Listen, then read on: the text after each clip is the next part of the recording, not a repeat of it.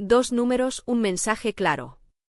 La presión arterial es la fuerza con la que la sangre empuja las arterias.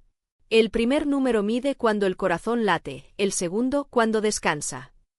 Esa presión permite que la sangre llegue al cerebro, al corazón, a los riñones y al resto del cuerpo. Cuando sube demasiado, el corazón trabaja con más esfuerzo y los vasos se van dañando poco a poco.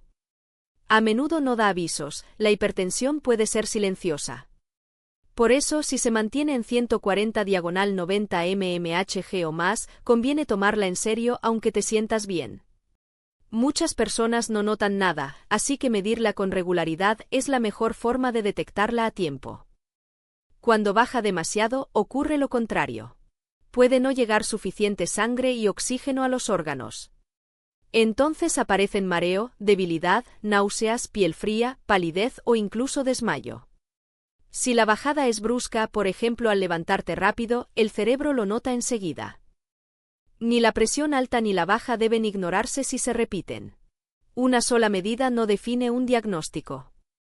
Lo importante es observar el patrón, repetir controles y pedir valoración profesional si los cambios persisten. Tu presión habla de tu circulación, de tu corazón y de tu salud. Escucharla a tiempo puede proteger órganos vitales y evitar problemas mayores. Y si se acompaña de dolor de pecho, falta de aire, visión borrosa, debilidad, confusión o dificultad para hablar, busca atención médica urgente.